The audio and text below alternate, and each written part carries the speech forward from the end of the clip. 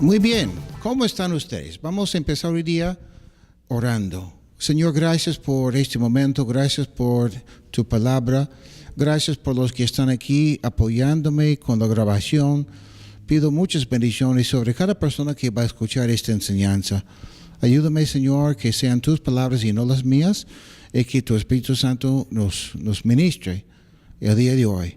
Te lo pedimos en el nombre de Jesús. Amén. Muy bien, estamos en Zacarías, el capítulo 13. Zacarías, el capítulo 13. En la última enseñanza hemos visto que Dios va a hacer cosas en el futuro. Hemos visto como pueblo de Dios, Israel, va a estar ahí una nación tan pequeña y todas las naciones, al final de la tribulación, van a marchar y van a atacar a Israel. El mundo va a estar de cabeza. Vamos a ver muchos problemas en cuanto a una ceguera espiritual, que es lo principal. Vamos a ver problemas con lo que es la parte ecológica, guerras, y muchos problemas así. Y durante ese tiempo de la tribulación es cuando Dios va a obrar. Junto con los problemas ecológicos, vemos que un problema que va a pasar, según el libro de Apocalipsis, es que los diferentes mares y los ríos van a estar contaminados, el agua contaminada en casi todo el mundo. Y eso va a ser un problema, ¿no? Imagínense, este año aquí en Lima y en el Perú hemos pasado por un tiempo del Niño, ese fenómeno del Niño, y cómo ha sido para nosotros pasar unos días, en algunos casos unas semanas, sin agua. También en Puerto Rico y diferentes sitios están viviendo por los tiempos difíciles por los huracanes. Y a veces ni apreciamos el agua. ¿Y cómo va a ser en la tribulación cuando casi no hay agua, ¿no? Y la gente va a estar desesperada en ese tiempo. Yo creo que cuando el anticristo se presente en el templo de los judíos, y después de 3 años y medio de este tiempo de 7 años de la tribulación, cuando él se presenta y dice, mira, yo soy Dios, todos ustedes tienen que alabarme, es en ese momento cuando los judíos van a darse cuenta que han sido engañados y van a rechazar al anticristo y al falso profeta. Y cuando ellos se dan cuenta de eso, yo creo que todo el mundo ya va a estar en contra de Dios, odiando a Dios en ese tiempo. El mundo va a buscar a un grupo, a unas personas culpables por todos los problemas que están pasando en el mundo. Entonces el anticristo echará la culpa a los judíos. El falso profeta, siendo el líder religioso, va a estar de acuerdo con eso también. Y con mayor razón van a atacar a Israel. Va a ser, según ellos, el mejor momento para atacar. Eso lo vimos la semana pasada o en la última enseñanza, ¿no? Pero algo sorprendente también va a pasar. Lo vimos la semana pasada. Aunque las naciones aparentemente son más fuertes, más numerosas, ¿no? Llevan la ventaja así, todos marchando en contra de una nación tan pequeña, casi sin defensas. Ellos van a tener unos problemas. Va a entrar en ellos un temor causado por Dios. Y con esa ceguera que Dios va a poner sobre ellos también van a terminar derrotadas. Y al inicio de esa batalla, Dios obrando va a darles a los capitanes de Israel un corazón que busca al Señor. Van a clamar a Dios, van a creerle. Y cuando claman a Dios, aparecerá Cristo y Él va a darles la victoria. Dios derramará sobre ellos un espíritu de gracia y de oración. Y cuando ellos ven a Cristo físicamente, van a darse cuenta de lo equivocado que han estado y van a arrepentirse en ese tiempo.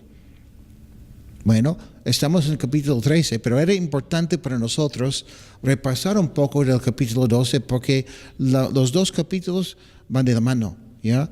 En el capítulo 13 vamos a ver lo que Dios va a hacer con Israel de nuevo y cómo Dios va a limpiar a Israel, preparar a Israel para ser el lugar, Jerusalén, ser el lugar que Dios va a usar en el milenio también. Ojo, como hemos visto, el mundo está deshecho cuando ocurre esa última batalla, y con la batalla las cosas van a estar peor todavía. Va a ser peor porque va a ser un lugar, el mundo va a ser un lugar de terremotos, huracanes y cosas así, cambios fuertes. Pero cuando regrese Cristo, dice Zacarías capítulo 13, versículo 1, cuando llegue el momento, se abrirá un manantial para la casa de David y los habitantes de Jerusalén se purifican de su pecado y de su impureza. Cuando llegue ese día, borraré de la tierra los nombres de los ídolos y nunca más serán recordados. Además, acabaré por completo con los profetas y con el espíritu de impureza. Palabra del Señor de los ejércitos. Interesante, ¿no? Tantos problemas económicos, ecológicos, etcétera, en el mundo. Y cuando Dios empieza a obrar y restaurar al mundo, la primera cosa que hace Dios es que abre un manantial para el perdón y la purificación de su pueblo. No se trata, o Dios no trata al inicio con los problemas físicos, sino con el problema del pecado. ¿Cuántas veces vemos que los problemas que enfrentamos en nuestro mundo, en nuestra vida hoy en día, son problemas que al final o a raíz de esos problemas hay un problema espiritual? No siempre, pero muchas veces, ¿no? En el Perú y en muchos lugares del planeta tenemos muchos problemas ya de contaminación del agua y los otros recursos. El problema con frecuencia no es que no sabemos qué hacer, y no es por falta de una buena tecnología, no es por falta de esas cosas. Hay contaminación en los ríos hoy día en Lima, en el Perú, ¿no? Pero ¿cuál es la raíz de esos problemas? La raíz de esos problemas casi siempre es el pecado. Un ejemplo, el materialismo, que es quizás la religión más practicada en el mundo el día de hoy. Todos alabamos a la plata, al dinero. Eso es lo que nos importa. Y por eso también hay mucha contaminación. La codicia, la envidia, el querer tener el poder, ¿no?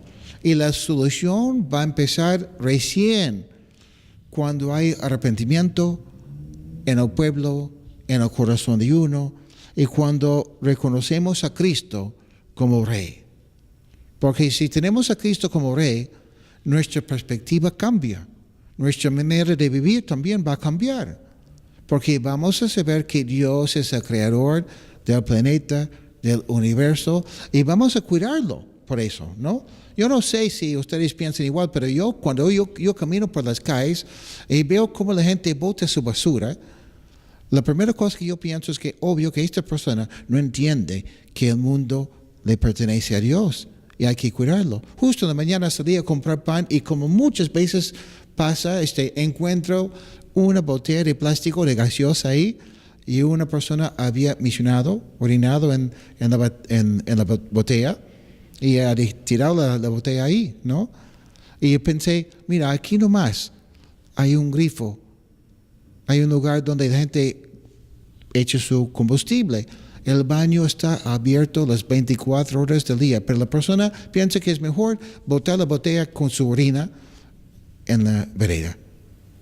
Mira, el problema no es la falta de recursos, de tecnología, el problema es el pecado en el corazón de uno. Es un problema de que somos egoístas, ¿no?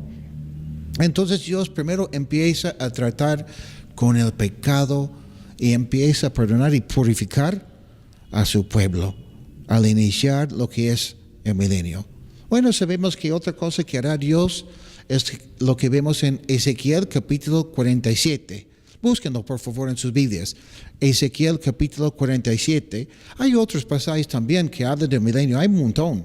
Pero vamos a ver un poco de Ezequiel capítulo 47 hoy día para darnos una idea o refrescar nuestras memorias en cuanto a lo que va a pasar. Si usan la Biblia que siempre usamos aquí, está en la página 626. Y vamos a empezar con el primer versículo para darnos una idea de lo lindo que va a pasar en el milenio y cómo será el mundo en ese tiempo. Ezequiel capítulo 47, versículo 1 dice: luego el hombre me hizo ver a la entrada del templo, es un ángel, y vi que por debajo del umbral del templo salía agua hacia el oriente, pues la fachada del templo miraba hacia el oriente y el agua corría por debajo hacia el lugar o hacia el lado derecho del templo al sur del altar. Versículo 2. El hombre me llevó por el camino de la puerta del norte y me hizo dar la vuelta por el camino exterior, fuera de la puerta, en dirección a la puerta que da hacia el oriente, y vi que el agua salía del lado derecho. Aquel hombre salió y se dirigió al oriente. En su mano llevaba un cordel y con él midió 500 metros y me hizo pasar por el agua, lo cual me llegaba hasta los tobillos. Luego midió otros 500 metros y me hizo pasar por el agua, que ahora me llegaba hasta las rodillas. Y luego de medir otros 500 metros me hizo pasar por el agua y esta me llegó hasta la cintura. Cuando midió otros 500 metros el agua era ya un río. De tal manera había crecido la corriente que ya no la podía cruzar sino a nado. Entonces me dijo: ¿te das cuenta, hijo de hombre? Después me llevó y me hizo volver por la ribera del río. Cuando volví, pude ver que en ambas márgenes del río había muchísimos árboles. Y el hombre me dijo: esta agua corre hacia la región del oriente y baja el Arabá y se pierde en el mar. Una vez que el agua entra en el mar, se vuelve agua saludable. Todos los seres vivos que naden por donde entra la corriente vivirán. Habrá muchísimos peces que, por haber desembocado ahí esta agua, recibirán salud. Todo lo que entre en este río vivirá. Junto al río se pondrán los pescadores y tenderán sus redes desde Engarí hasta Enegalaín, y las especies de los peces serán tan numerosas como las de los peces del mar grande. Pero sus pantanos y sus lagunas no se limpiarán, sino que seguirán siendo salinas. En ambos márgenes del río crecerá toda clase de árboles frutales, a los que nunca les faltará fruto, ni sus hojas se caerán. Esos árboles madurarán a su tiempo, porque el agua que los riega sale del santuario. Sus frutos serán comestibles y sus hojas serán medicinales. Interesante este pasaje. ¿Cuál es la lección? Que si vas a pasar tiempo en el milenio, tienes que saber nadar.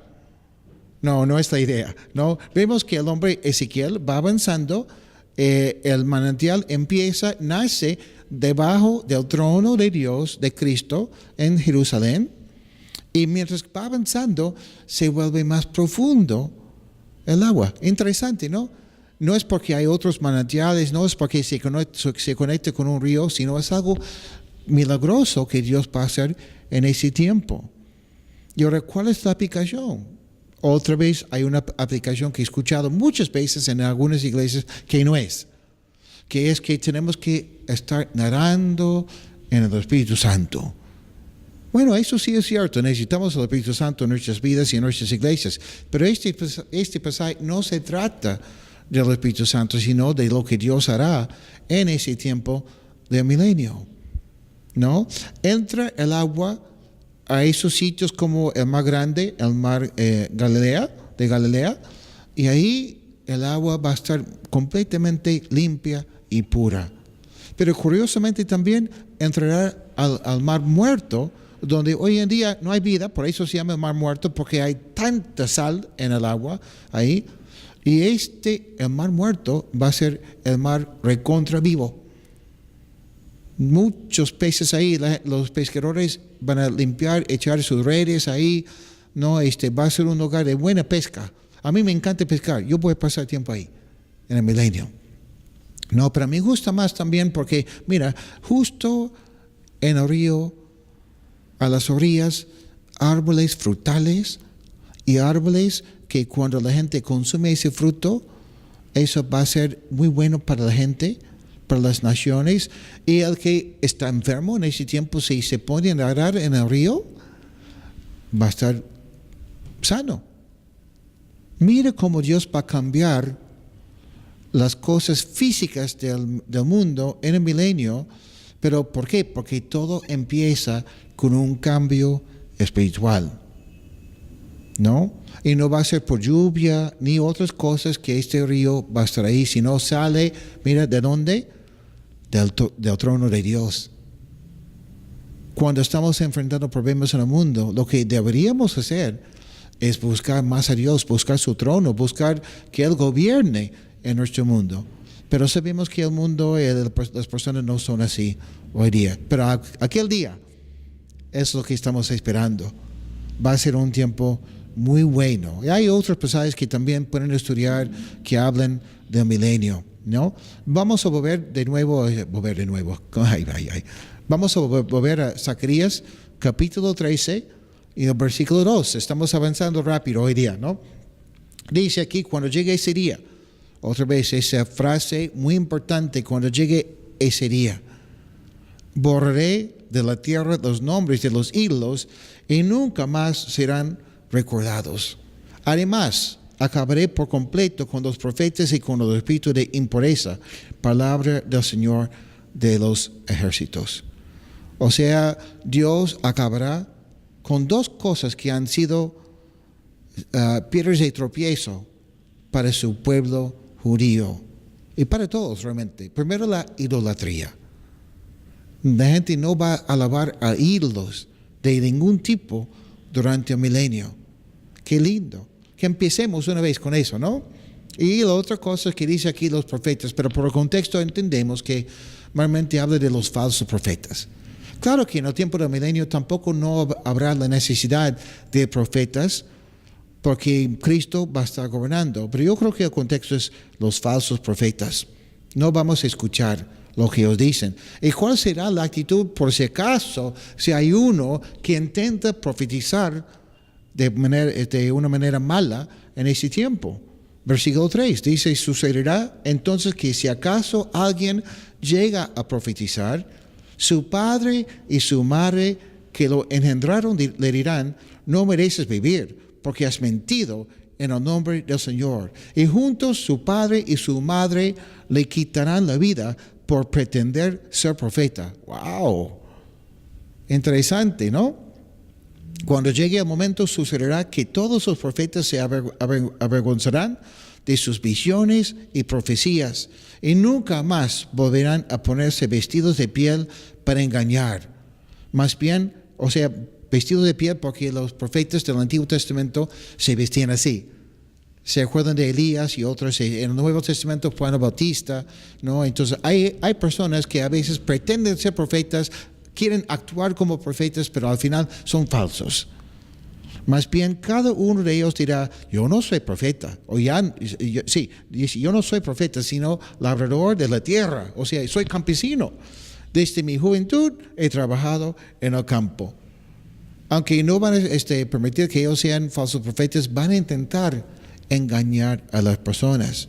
Pero ni la opinión del público, ni la opinión de la misma familia será, hay que protegerlos, hay que defender sus derechos de opinar. No, son falsos profetas y hasta la misma familia va a decir, tiene que morir. Interesante. Nadie dirá, bueno, yo respeto tu religión. Eso es lo que escuchamos muchas veces el día de hoy, ¿no? Bueno, yo respeto tu religión, espero que tú también respetes la mía.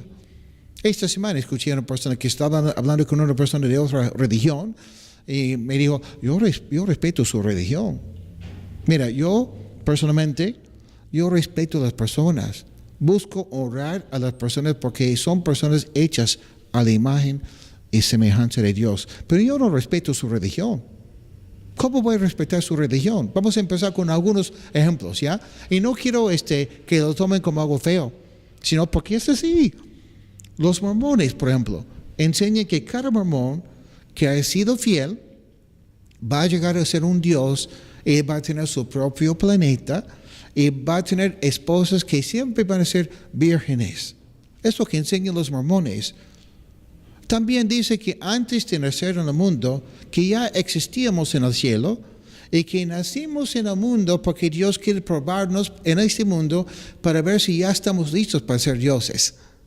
¡Qué locura!, ¿no?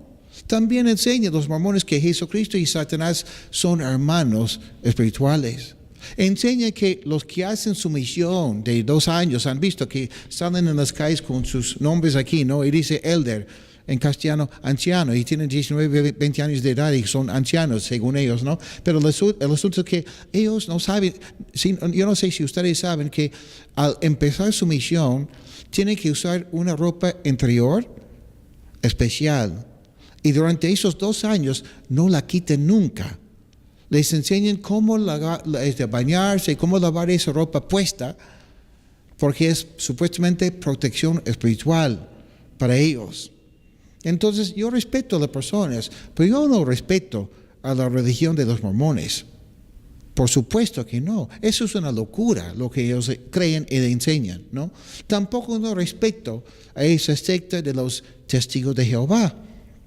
Enseña que Cristo fue creado por Jehová, cuando la Biblia nos enseña que Cristo siempre ha sido, es y siempre será Dios. Enseña que Jesucristo llegó a ser a Cristo, o el que gobierna, recién cuando se bautizó a los 30 años de edad. Esa es mentira, la Biblia no enseña así. Además se enseña que Cristo empezó a gobernar en el mundo desde el cielo en el año 1914, recién. Y dicen que Cristo está en el mundo porque volvió en ese tiempo. ¿Dónde está?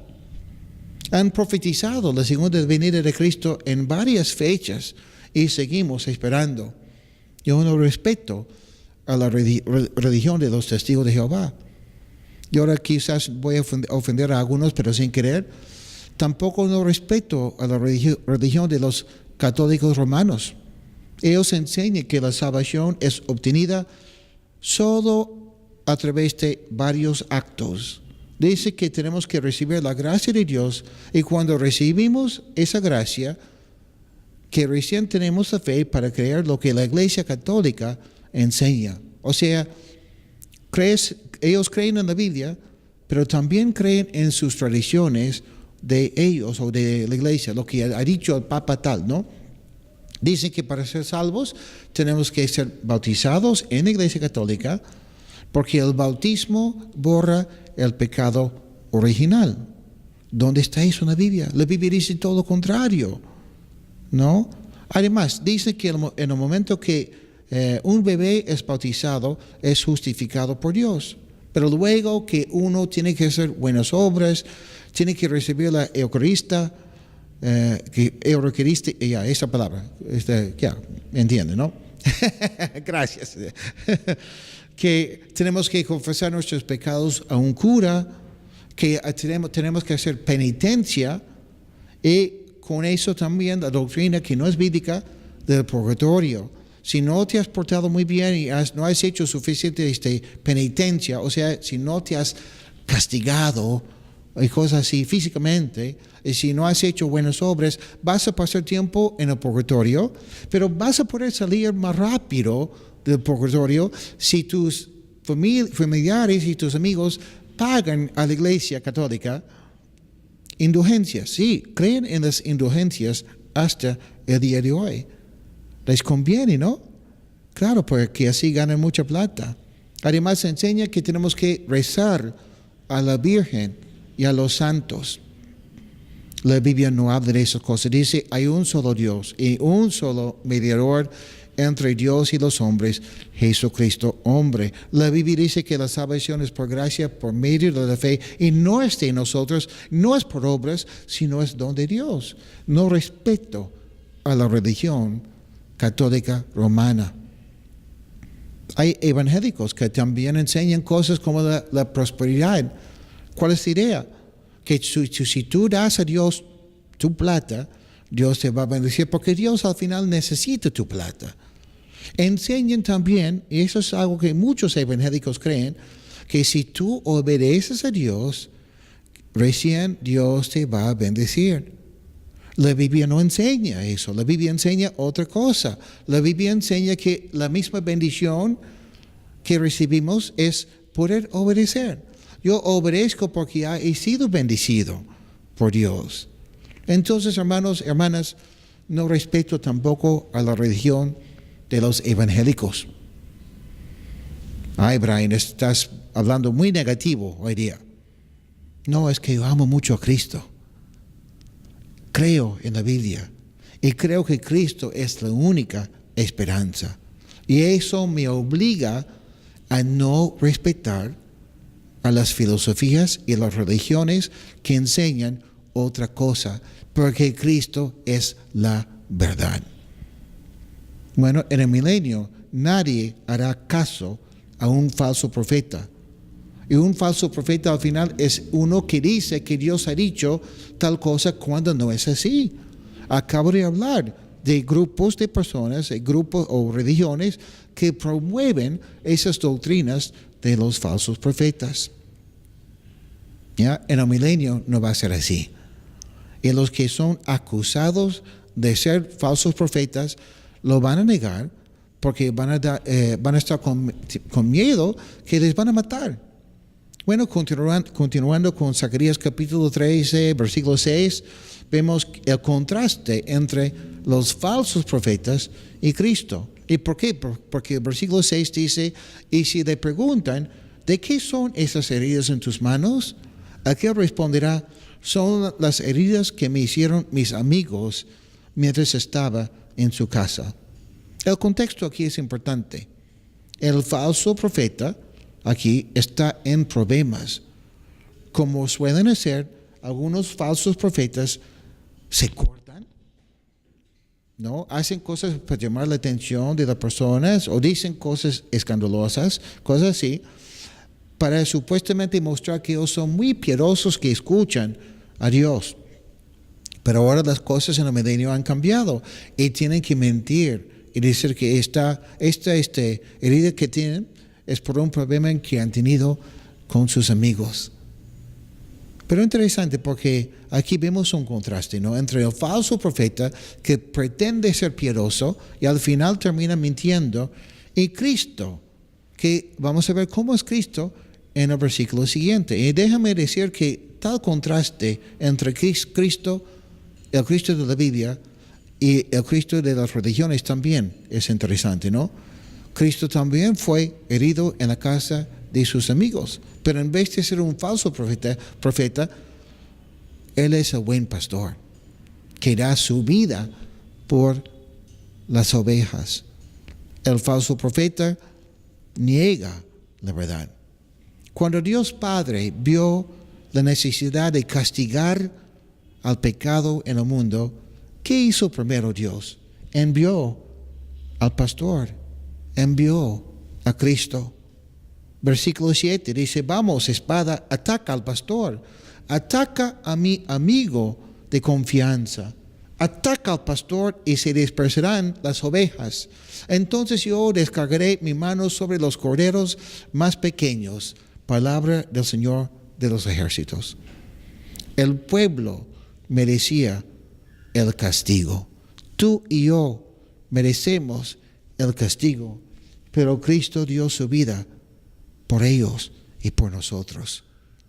Habla aquí de la espada como si fuera una persona. Dice, ataca, ¿no? ¿A quién va a atacar? Al amigo, al pastor. ¿Quién es el amigo de Dios? El contexto nos hace ver que el amigo de Dios es Cristo, el que siempre está a su lado. Dios Padre y con Cristo, Cristo con Dios Padre. Cuando el pastor de Dios, Cristo, es atacado, los pastores pequeños terminan dispersados. Primero vemos esto que pasó con Cristo y con los apóstoles, por supuesto que sí, Algunos también dicen que se refiere a los judíos que deberían ser pastores, que fueron dispersados en el año 70 después de Cristo, cuando su templo y la ciudad de Jerusalén todo fue destruido. Y creo que ambas posiciones son interesantes, pero cuando seguimos leyendo vamos a darnos cuenta de cuál es la mejor opción. Versículo 8 dice: sucederá entonces que en toda la tierra las 2/3 partes serán destruidas y se perderán, pero la tercera parte quedará con vida. Palabra del Señor. Entonces echaré al fuego esa tercera parte y la fundiré como se funde la plata. La probaré como se prueba el oro. Ellos invocarán mi nombre y yo les responderé con estas palabras: ustedes son mi pueblo. Y ellos me dirán: el Señor es nuestro Dios. Qué lindo es eso, ¿no? Cuando Cristo fue golpeado, cuando Cristo fue crucificado. Interesante, porque muchos judíos no entendieron. Le dieron la espada a Cristo. ¿Y por qué? Porque no habían pensado que Cristo iba a ser rey, pero tenía que morir en la cruz primero. Y por desobedecer a Dios y por abandonar a Cristo, fueron dispersados por todo el mundo. Pero ahora Cristo está llamando a los judíos de nuevo. Forman parte de una nación que todavía no busca a Dios. Pero ese día, ese momento va a llegar. Y esa parte, esos versículos que hemos leído, eso cambia realmente el tema. Y aquí vemos que Cristo va a purificar a los judíos durante el tiempo de la tribulación. ¿Y cómo lo va a hacer? Ciertamente hay judíos que jamás van a recibir a Cristo. En que Cristo está preparando a su pueblo para el milenio. Dice aquí que 2/3 de los judíos van a morir. Aquellos que no van a doblar rodillas a su nombre. Aunque algunos opinan que se refiere a la historia de los judíos, es preferible verlo como descripción de lo que sucederá con los judíos durante la tribulación. ¿En qué sentido? Muchos dicen, bueno, fueron dispersados y mira, a través de la historia de esos últimos 2000 años, 2/3 de los judíos se han muerto. Pero aunque podría ser, es preferible ver que es lo que Dios va a hacer en el tiempo de la tribulación. Cortando o matando a 2/3 de la población judía, Dios va a estar refinando, purificando, preparando a su pueblo. Y los que se quedan son los que le van a buscar y le van a servir. Como vuelvo a repetir, para nosotros que estamos vivos hoy en día, hay un solo Dios. Hay un solo mediador entre Dios y los hombres. Es Jesucristo, hombre. Si la Biblia lo enseña, tenemos que creerlo. Y si la Biblia no lo enseña, no hay por qué hacer caso. No, confiar en Cristo nos da la libertad.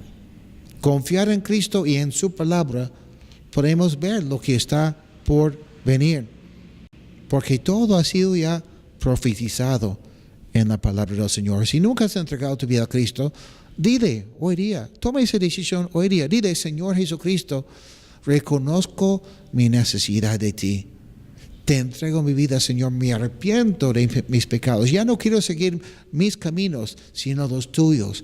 Déjame conocerte cada día un poco más. Y quiero obedecerte mientras pueda, porque yo sé que tú estás obrando en mí. Esa es una buena decisión. La mejor decisión que puedes tomar en tu vida. Bueno, la semana que viene, en la siguiente enseñanza, para los que ven por internet, vamos a, Dios mediante, terminar Zacarías capítulo 14. Y en 2 semanas vamos a escuchar una enseñanza de por qué debemos que creer y confiar en la Biblia como palabra de Dios. Y en 3 semanas vamos a iniciar un estudio del libro de Isaías. Y por eso, si les gustaría, sería bueno empezar una vez de leer un capítulo por día, no sé, algo así de Isaías, para que podamos estar listos para recibir mejor la palabra de Dios. Vamos a orar para terminar. Póngase de pie, por favor, y vamos a orar juntos para después formar grupos pequeños y hablar de lo que hemos aprendido, lo que hemos escuchado, cómo Dios nos ha hablado hoy día. ¿Oramos? Señor, gracias por la vida de Zacarías. Gracias por las visiones que tú le diste, que nos cuentan cosas maravillosas y también cosas duras que van a pasar. Y Señor, si tú vas a tratar con tu pueblo así, los judíos, castigando a aquellos que no te hacen caso, pero a la vez obrando en aquellos que te van a servir, queremos también formar parte de tu pueblo y queremos, Señor, entregarte a ti esta semana que viene. Queremos tener un corazón suave, queremos tener oídos para oír lo que nos vas a decir y, Señor, que te veamos como el Rey de Reyes y Señor de Señores. Gracias, Señor, porque cuando vemos los problemas que enfrentamos en el mundo de hoy, sabemos que no siempre será así. Tu segunda venida va a cambiar todo ese mundo por completo. Pero hasta este día sabemos que también, si somos cristianos, si creemos en ti, tú nos vas a llamar y vamos a estar en tu presencia muy pronto, cenando contigo, alabándote, Señor, para siempre. Y gracias por esa esperanza que tenemos. En el nombre de Jesús oramos. Amén.